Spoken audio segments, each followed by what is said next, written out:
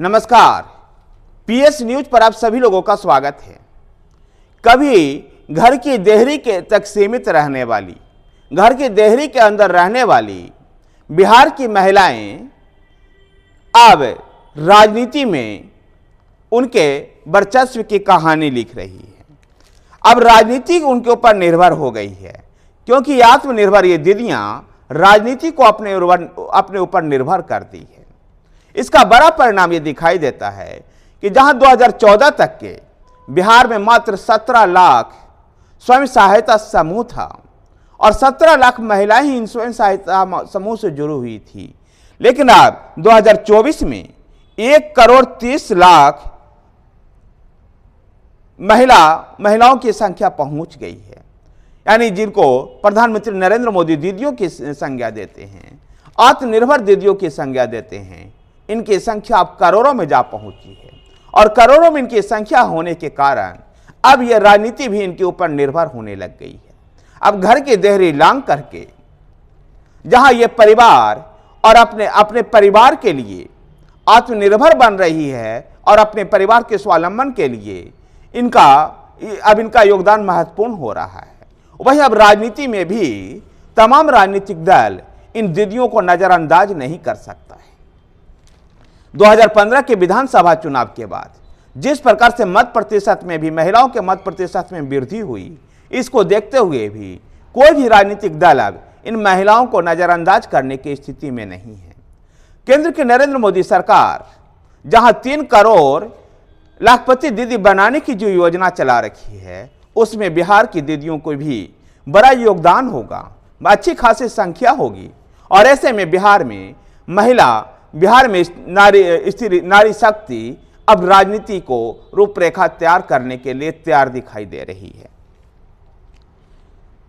मोदी सरकार के स्वयं सहायता समूह से जुड़ी महिलाओं को आजीविका बढ़ाते हुए उन्हें लखपति दीदी बनाने की जो योजना रखी है, उसमें बिहार की बहुत बड़ी संख्या में महिलाएं भी शामिल होगी।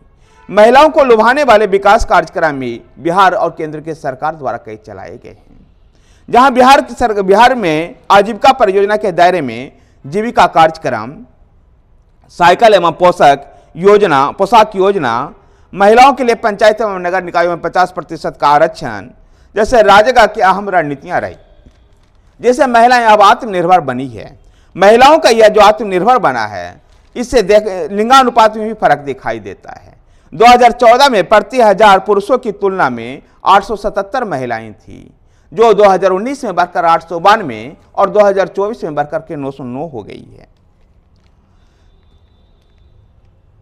इन महिला दीदी जो बिहार की जो ये आजीविका दीदियां हैं, ये विश्व बैंक से लोन भी ले रही है और अपने पैरों पर खड़े होकर के आत्मनिर्भर बन करके समाज और अपने परिवार का भरण पोषण में भी महत्वपूर्ण योगदान दे रही है। और जिस प्रकार से इन्होंने सामाजिक बदलाव लाया है, जिस प्रकार से आजीविका दीदी के आत्मनिर्भर बनने से परिवार शिक्षित हुआ है, महिला लड़कियों के माध्यमिक शिक्षा में और उच्च शिक्षा हाई स्कूल की शिक्षा में, फिर उच्चतर शिक्षा में भी जिस प्रकार से नामांकन में वृद्धि हुई है, इसको देखते हुए अब ये कहा जा सकता है कि आजीविका दीदी अब ये समाज को अपने हिसाब से अब संचालित कर रही है और समाज में अपने लिए एक महत्वपूर्ण स्थान को ढूंढ ली है। उस प्रदेश में जिस प्रदेश में महिलाओं को घर की देहरी के अंदर रखने की प्रथा थी, लेकिन अब उस प्रदेश में महिलाएं अब अपने पंख फैला करके आत्मनिर्भर बन करके समाज को और अपने परिवार को दिशा दिखा रही है। न केवल समाज को और परिवार को, बल्कि राजनीति में भी बढ़ चढ़ करके हिस्सा भी ले रही है और राजनीति को अपने ऊपर निर्भर बना ली है। देखना दिलचस्प होगा कि 2024 में यह आजीविका दीदी और विशेषकर महिला समुदाय का क्या रुख रहता है और महिला समुदाय के राजनीतिक रुख से तय करेगा कि बिहार में कौन सी पार्टी सर्वाधिक लोकसभा सीट जीत पाती है। धन्यवाद साथियों, वीडियो को लाइक कीजिए, शेयर कीजिए। हमारे साथ बने रहने के लिए हमारे चैनल पीएस न्यूज को सब्सक्राइब कीजिए। धन्यवाद।